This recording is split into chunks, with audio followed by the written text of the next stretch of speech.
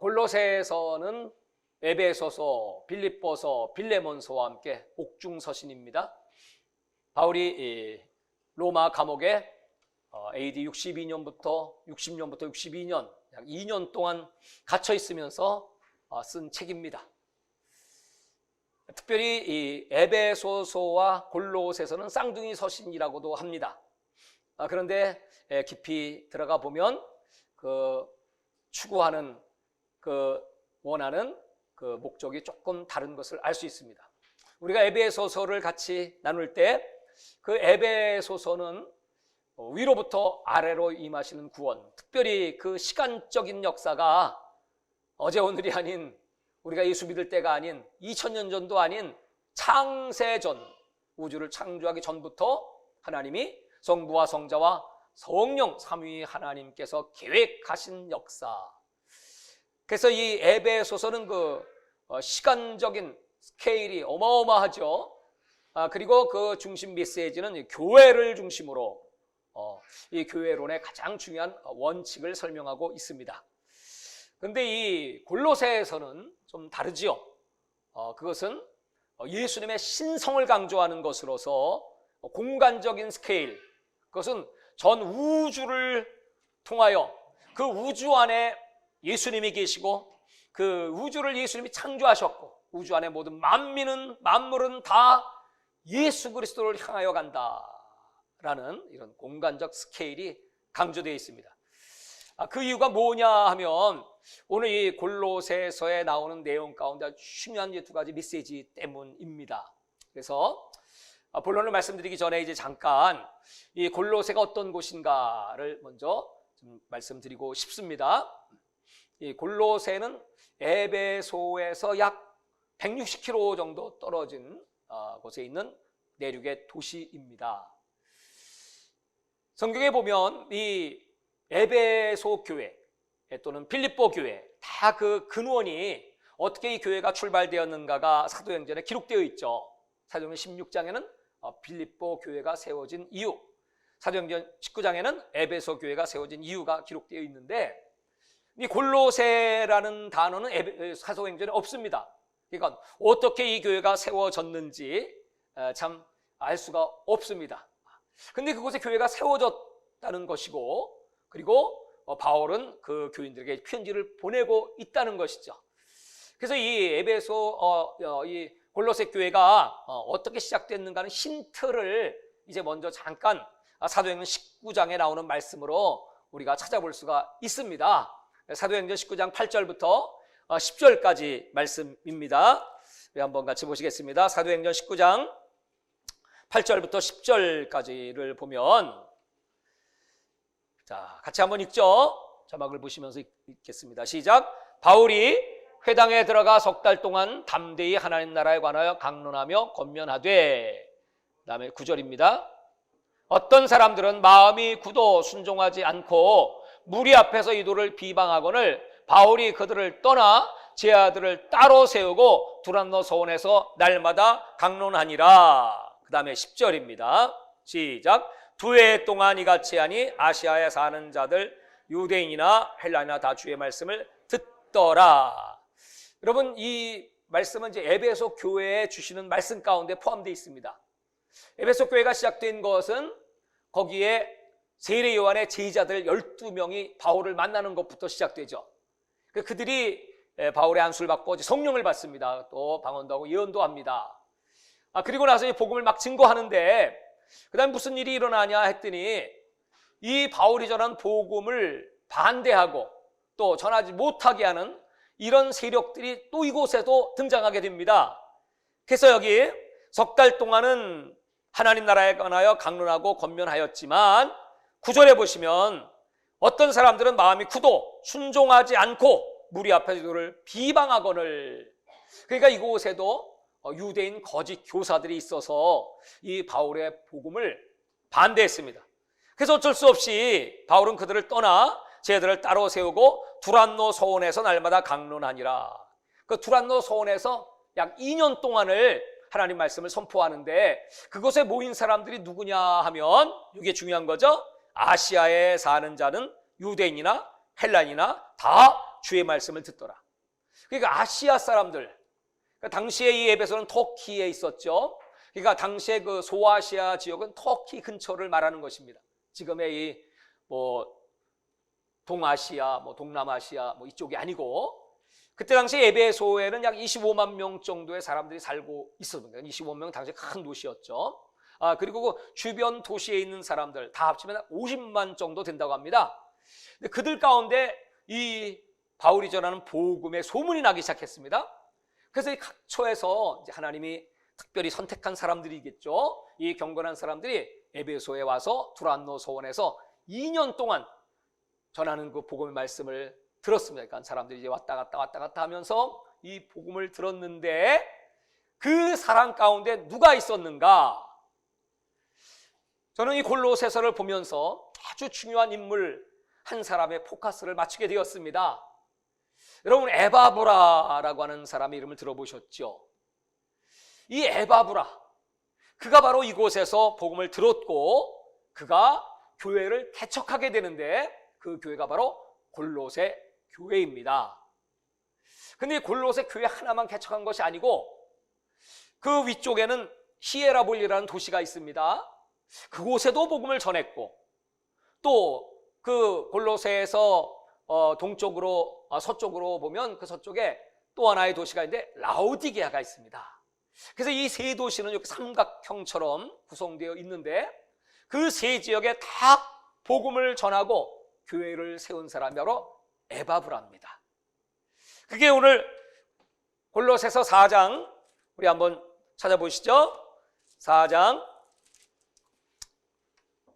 12절 보시면 12절과 13절에 이렇게 기록되어 있습니다.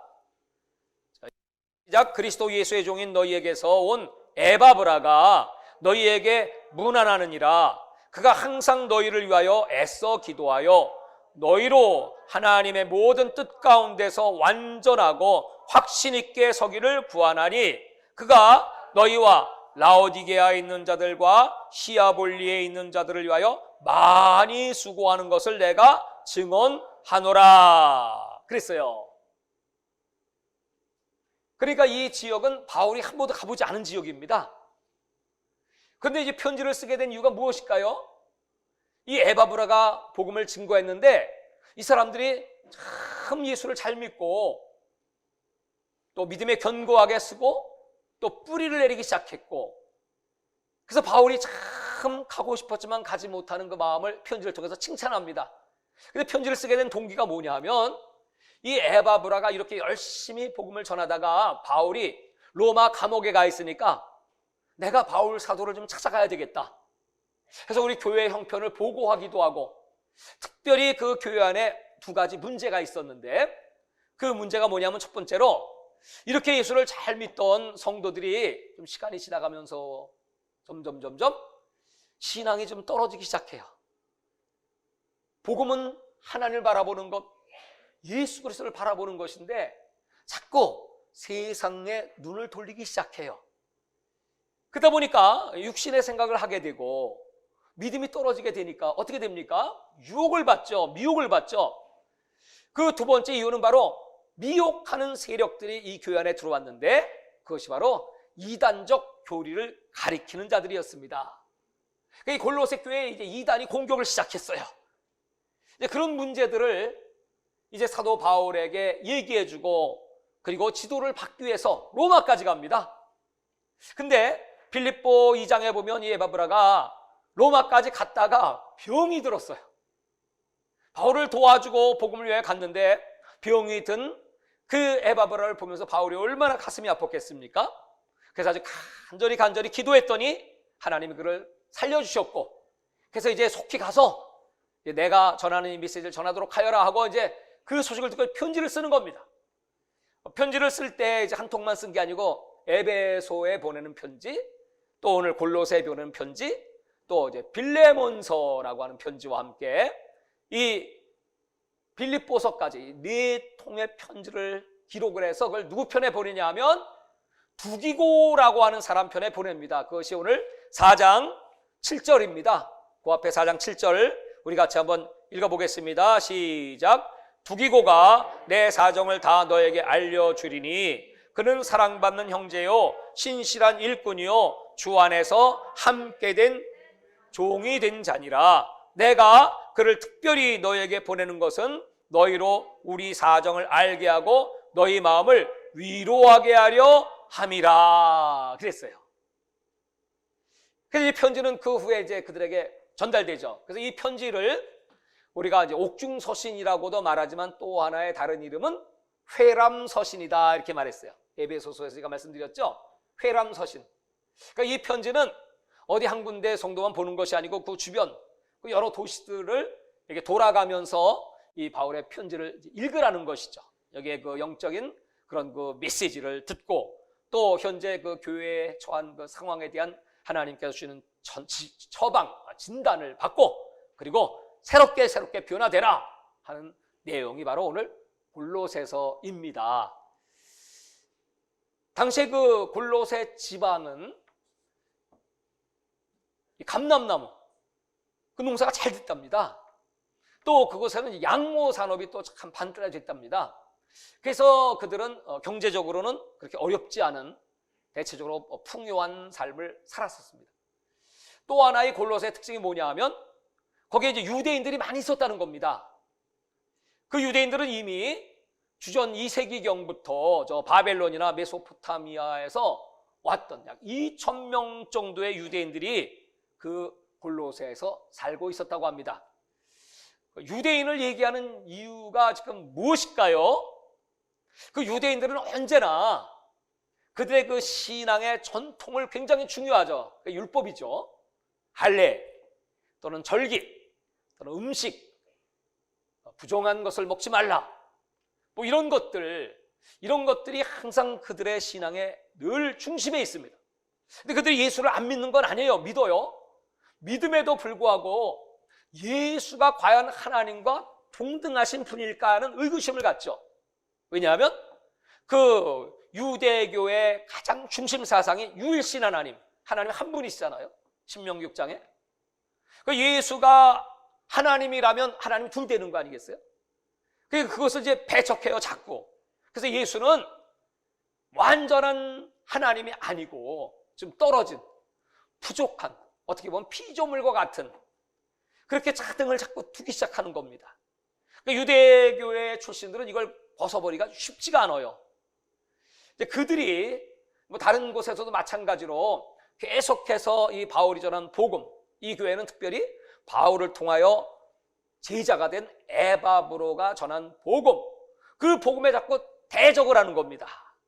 그러니까 그 십자가에 못 박힌 예수 그리스도의 복음만으로는 구원이 불충분해.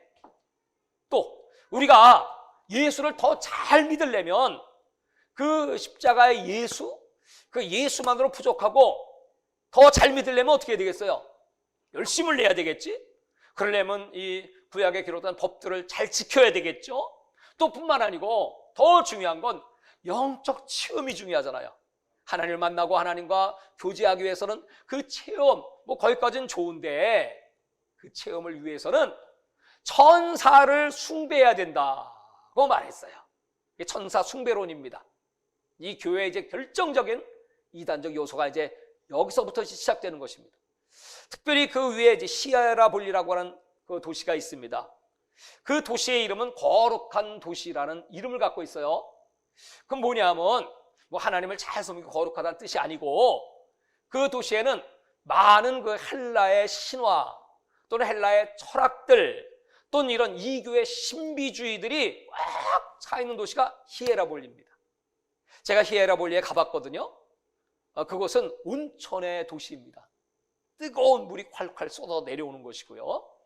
그 사람들은 굉장히 영적인 걸 좋아했는데 그것들이 전부 이교에 의한, 다시 말하면 귀신에 의한 그런 체험들, 또 이런 유대교의 영향과 함께 헬라 철학의 영향을 받아서 이원론이 뭐죠?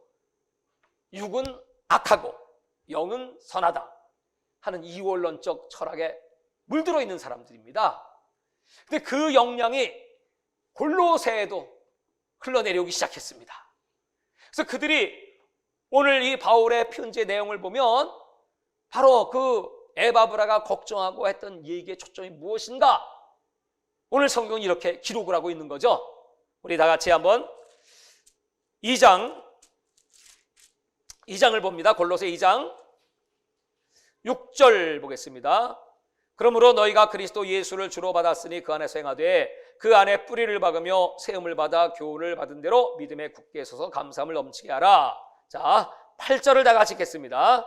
8절입니다. 시작. 누가 철학과 헛된 속임수로 너희를 사로잡을까 주의하라. 이것은 사람의 전통과 세상 초등학문을 따름이요 그리스도를 따름이 아니니라. 여기서 말하는 철학은 헬라 철학을 말하는 거고요.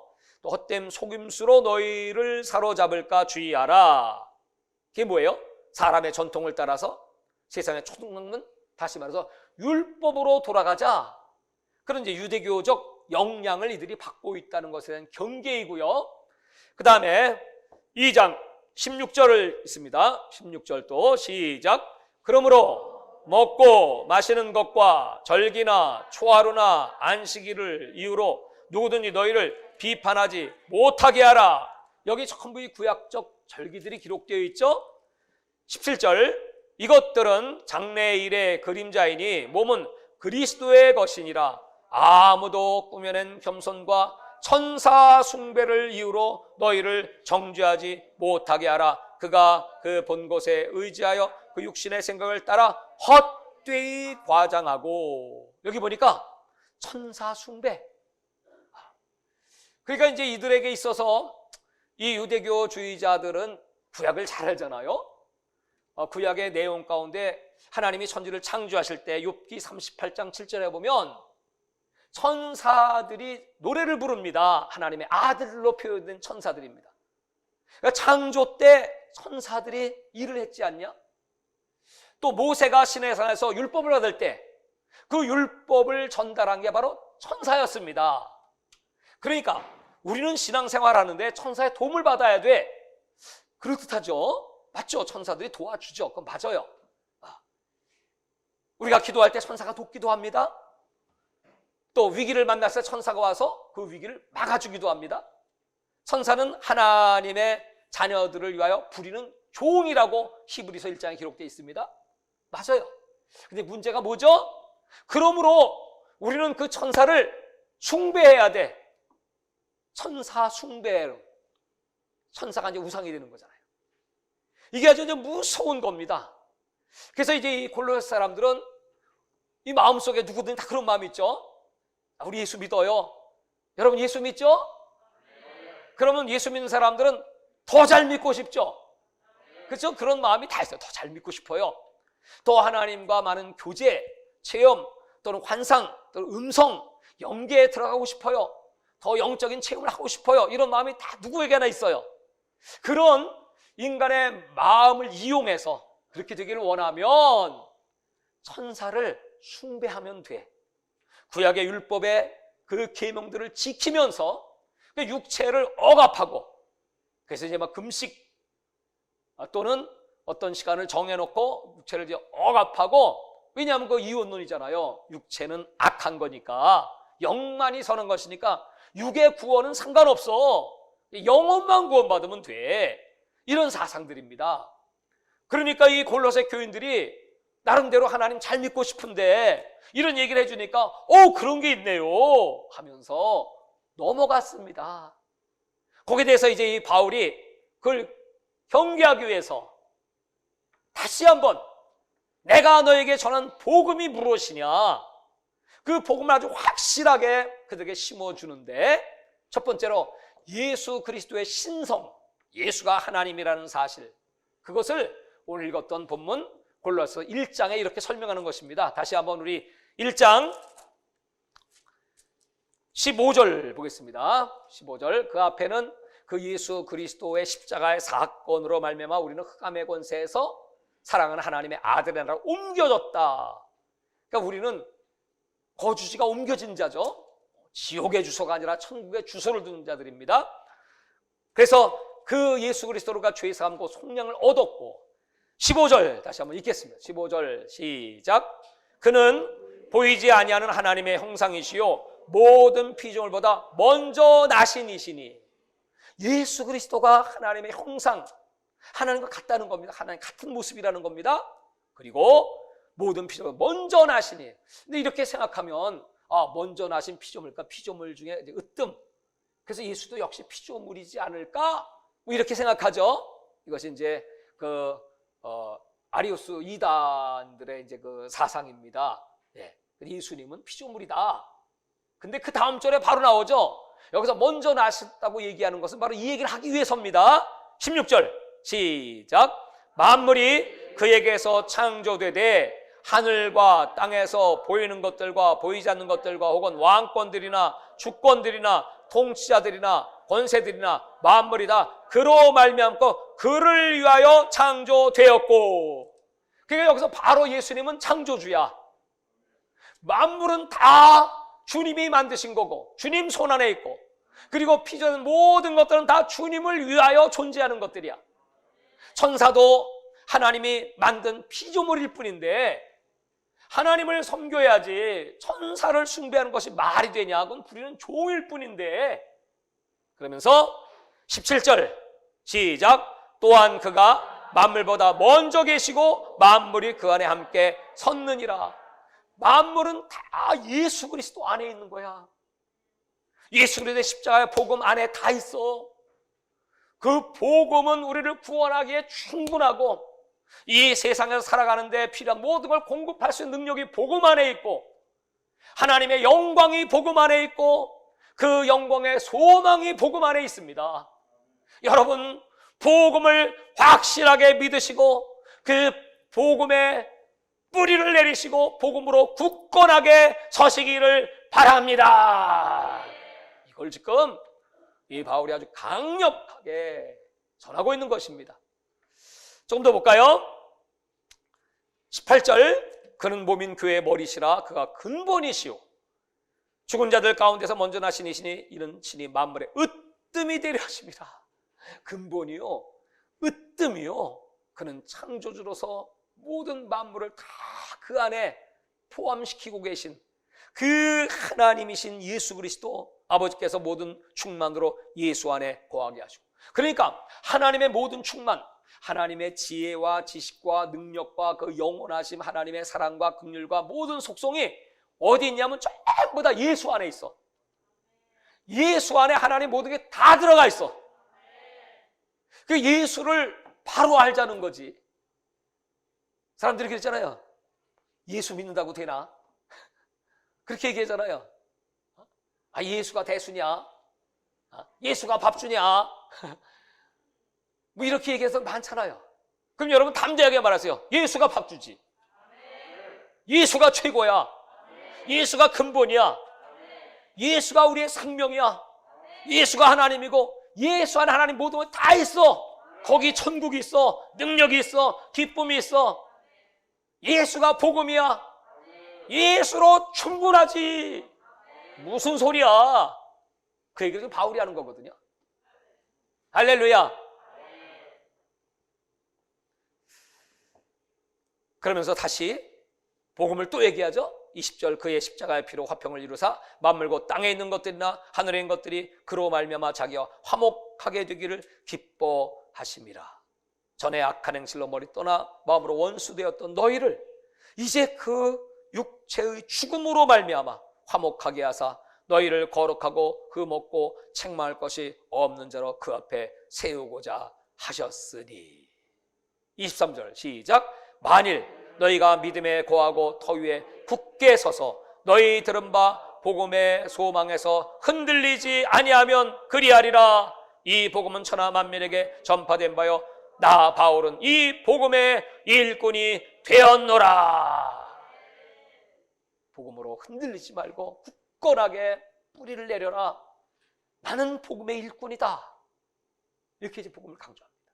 자, 그러면서 이제 오늘 여기 1장 27절, 26절부터 보죠. 이 비밀은 만세와 만대로부터 감추었던 것인데 이제는 그의 성도에게 나타났고, 근데 이 복음이 바로 비밀입니다.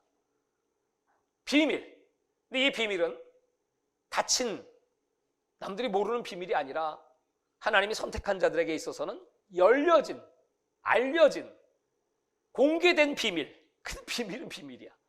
아무리 여러분 세상 사람들에게 복음을 얘기해줘도 깨닫지 못해요. 그들에게 닫혀있기 때문에 그래. 그러나 하나님이 선택한 하나님의 백성들에게는 이 복음은 열려있는 비밀이야.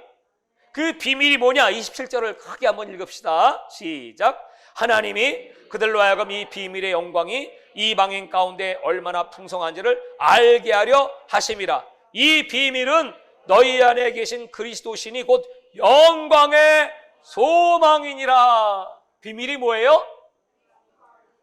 그리스도. 어디 계신?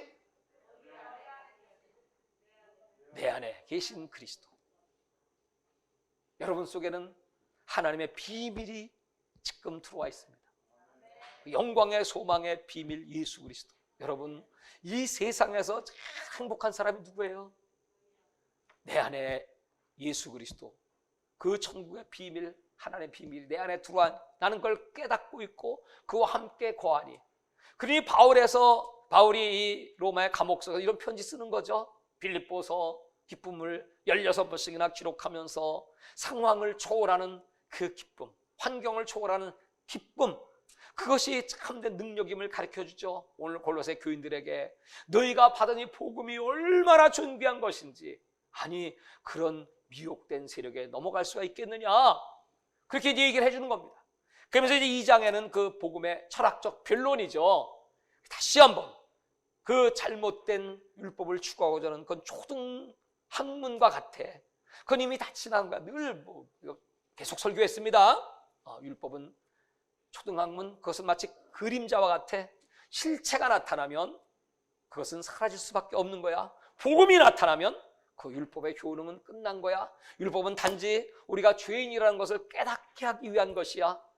그래서 율법 뒤에는 복음이 꼭 따라오는데, 구약시대에 율법을 주신 다음에 제사가 따라오듯이 그 제사로만이 죄 용서를 받는데, 바로 예수 그리스도가 영원한 제사를 드리셨어. 단번에 영원히 십자가에 못 박혀 죽고 부활하심으로 말미암아 그 예수를 영접하면, 그리고 예수 이름으로 회개하고 하나님 앞에 나오기만 하면 모든 죄를 사하시고 모든 병도 고치시고 새롭게 하시는 하나님의 역사, 복음의 비밀을 간직한 하나님의 자녀로 천국의 영광을 소유하게 되리라. 아멘. 그러면서 여러분 2장, 우리 그래서 다시 한번 2장 20절부터 한번 좀 보겠습니다. 20절. 너희가 세상의 초등학문에서 그리스도와 함께 죽었거든 어찌 세상에 사는 것과 같이 규례에 순종하느냐? 왜 글로 돌아가냐 이거야. 금욕주의라는 것이 나오죠. 그게 뭐냐면 붙잡지 말고 맛보지 말고 만지도 말라. 이 금욕주의의 3대 표어입니다. 물질은 악한 것이니까 붙잡지도 말고, 그거 맛보지도 말고 만지지도 말어. 그러니까 우리는 이 율법을 지키면서 내 육체를 억압하면서 그렇게 살아가야만 더 신령한 세계를 체험할 수 있어. 이렇게 얘기하는 것에 대해서 다시 경계하고, 이 모든 것은 한때 쓰이고는 없어지리라. 사람의 명령 가르침을 따르느냐? 이런 것들은 자의적 숭배와 겸손을과 몸을 괴롭게 하는 데 지혜 있는 모양이나, 그 사람이 볼 때 참 지혜로워 보여요.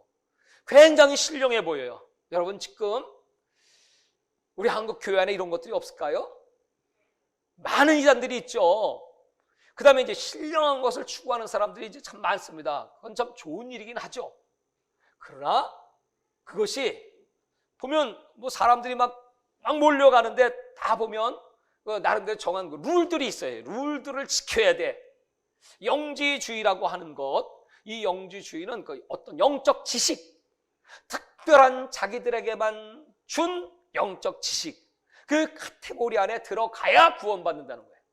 그 사람들은 특별한 선민이라는 거야. 뭐 대표적인 게 신천지지.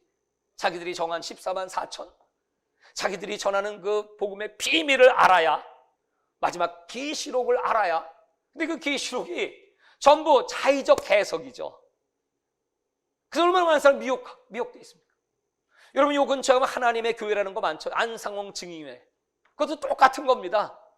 다 자기들의 그 그룹 안에 그들이 전하는, 안상홍 증인회는 전부 이 구약의 그 율법을 중심으로 안식일을 지켜야 된다. 전부 이제 그겁니다. 그거 똑같습니다. 그래야 그들이 구원을 받는다고 생각합니다. 이런 미혹하는 세력들이 초대교회나 지금이나 창궐하고 있으니 지금 우리가 다시 골로새서를 펴는 것은 지금이 얼마나 지금 위기의 때입니까? 복음이 얼마나 중요한 것입니까? 우리는 지금 우크라이나 사태를 보고 있습니다. 여러분, 어제 그 페이스북에 올라온 그 동영상을 보면서 제가 충격을 받았습니다. 여러분 보신 분이 있을 것 같은데, 러시아 그 장갑차가 시내로 막 들어오다가 저쪽에서 차가 한 대 이렇게 오니까 장갑차가 맞닥뜨리니까 이 차가 샥 핸들을 꺾었는데 거기 철길이 있어. 거기 딱 거기 쓰니까 이 장갑차가 오다가 갑자기 핸들을 팍 꺾어가지고 그 차를 그냥 폭삭 위에서 짓밟아 버렸어. 완전히 사람은 탔는데 그 장갑차 아래서 이 승용차가 완전히 찌그러져 버렸어. 그리고 나서 다시 이 장갑차가 빼가지고 다시 다른 방향으로 더 대포 또 뻥뻥 쏘는 거야. 그러니까 누가 그것을 이제 핸드폰으로 촬영을 한 겁니다. 그래서 이 여자가 어떻게 그냥 막 소리를 야, 충격적이더라고요. 그런데 오늘 아침에 뉴스에 나왔어요.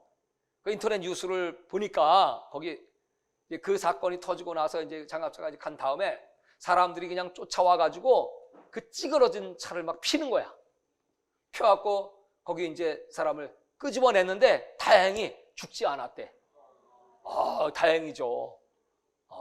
그런 그 충격적인 모습을 보면서 지금 키예브가 지금 함락 직전이라고 하죠. 그러나 이제 우크라이나도 이제 가만히 있을 수 없잖아요. 그러니까 이제 모든 군대를 다 동원하고 또 이제 방공포를 막 쏴대서 러시아 비행기가 추락했다고도 하고 헬리콥터도 막 추락했다고도 하고 또 시가전이 막 벌어지면서 지금 쌍방간에 지금 많은 피해자들, 많은 사망자가 속출하고 있습니다. 저 민간인 아파트에 막 미사일이 떨어져 가지고요, 뭐 건물들이 막 날아가고 뭐 이런 말할 수 없는 피투성이가 된 그런 현실입니다. 우리가 영적 관점에서 보면 예수님이 예언하신 마지막 때 전쟁의 소식, 난리의 소문들이 있을 것이다. 뭐 이런 일이 있을 것은 예수님이 말씀하셨기 때문에 우리가 그런가 보다 하지만 여러분 실제로 그들의 그 삶, 그 서민들, 여러분 그 죽음의 고통 앞에 그리고 이제 이별을 해야 됩니다. 국경을 넘어야 합니다. 그 가족들의 생이별, 눈물을 펑펑 쏟는 그런 모습들 얼마나 가슴 아픕니까? 언제 죽을지 모르는 그런 현실 앞에서 배후에는 그 나라의 그 이익을 위하여 푸틴은 푸틴 나름대로 저 사람들이 나토에 가입하고 우리에게 대적하고 여기다 무기를 배치하게 되면 안보의 위협을 받으니까 또 지금 그 기름 파이프, 가스 라인을 지금 새로 설치해 가지고 그걸 통해서 어마어마한 이익을 쟁취하는데 독일이라든지 유럽 전역에다 보내서 새로운 가스 라인을 다 설치하고 더 많은 부를 창출해야 되는데 이게 지금 다 스톱이 돼버리고 미국은 지금 엄청난 시에일 가스가 미국 안에 있습니다. 전에 그걸 몰랐을 때는 그 중동이나 러시아의 가스를 쓸 수밖에 없잖아요.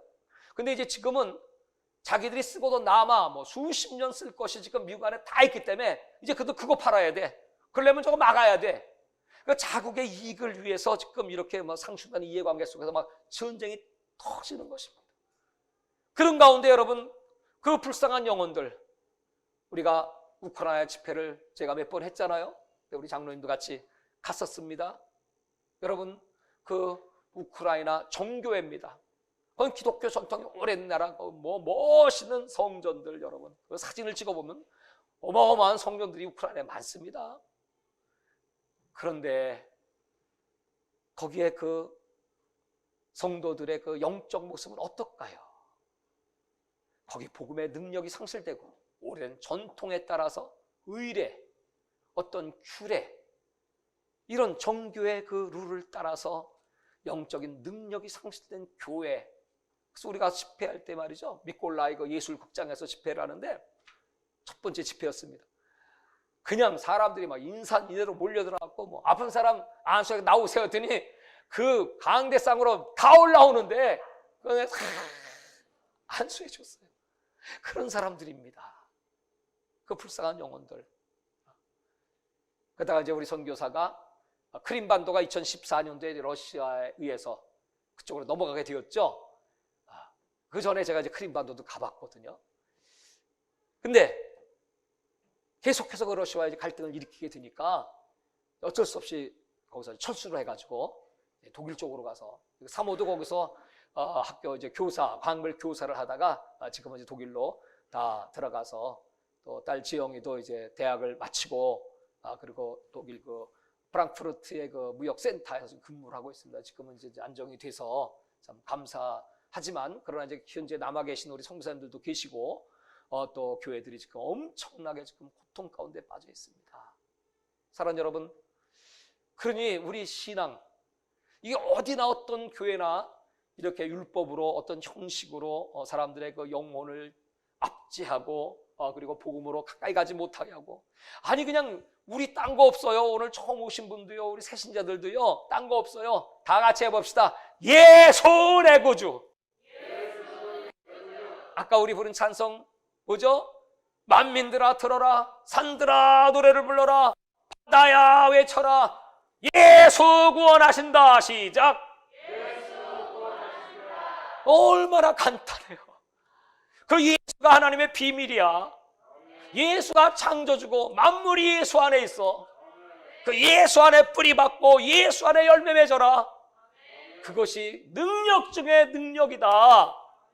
이 심플한 복음을 여러분 이단들이 어떤 영적인 지식, 자기들의 그 카테고리 안에 들어와야, 또는 그 신비한 체험들, 천사를 숭배해야 뭐 있다고 소리하고 있으니까 지금 바울이 열받지. 제가 열받지 않게 생겼어요?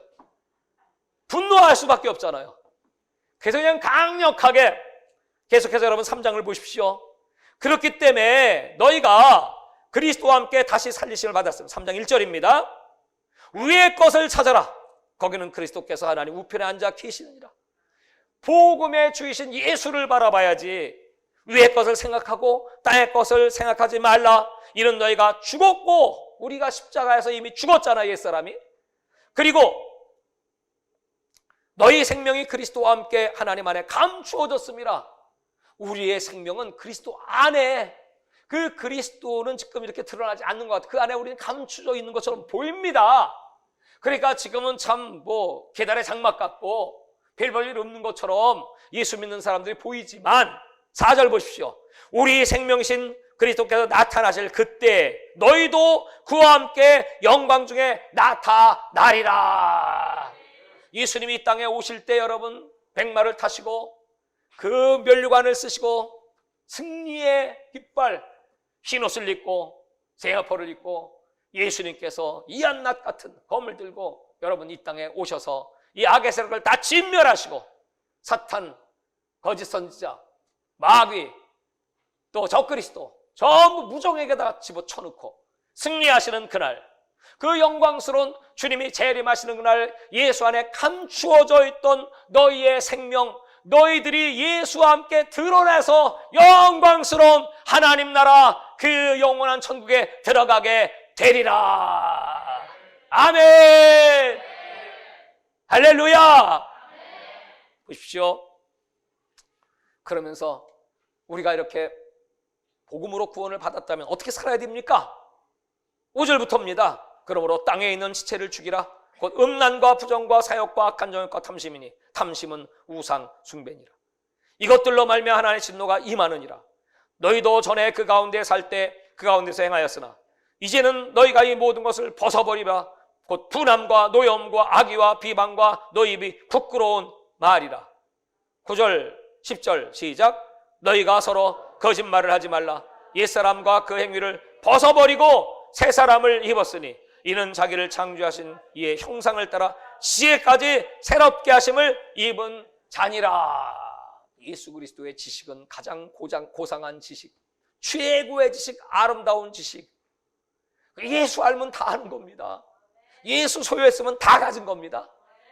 예수 내 구주 외치고 예수님 사랑하고 경외하면 여러분 그 사람이야말로 이 우주 최고의 하나님의 사랑받는 축복받은 자인 걸 믿으시기 바랍니다. 계속해서 여러분 12절입니다.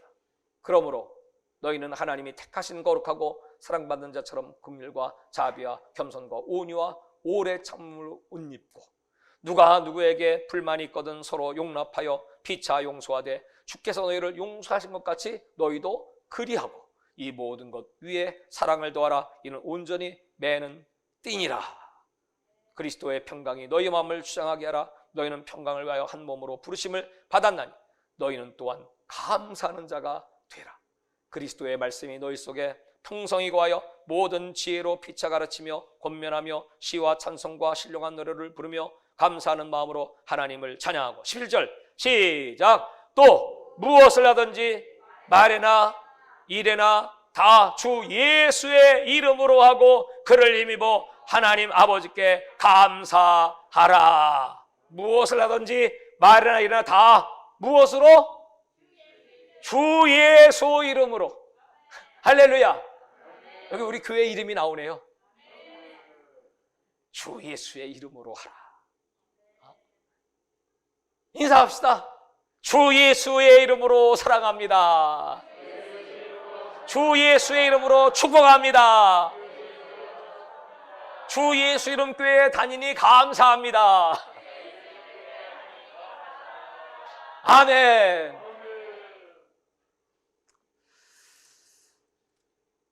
그래서 여기 그 다음부터는 이제 아내와 남편의 관계, 종들과 주인의 관계, 또 이웃과의 관계, 에베소에서 다 나온 성령 충만한 그 삶이 이렇게 관계가 확산되는 것을 똑같이 쌍둥이 소신이라고 하는 겁니다. 그런 내용들이 이제 다 동일하게 이렇게 기록되어 있고, 이제 마지막 4장에는 이제 기도에 힘쓰고 깨어 기도하고 감사함으로 깨어 있으라. 여기 4장 2절의 말씀입니다. 네. 그리고 외인에게 대한 지혜로 말하고 세월을 아끼라.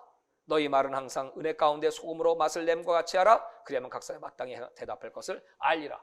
특별히 여러분, 우리가 말 조심하고 입에서 나가는 말이 아주 은혜로운 소금을 치는 것 같이 맛을 내는 그런 말을 하고, 그리고 이제 마지막 끝 인사가 쭉 나오는데, 이제 이 골로새서에는 많은 사람의 이름이 등장합니다.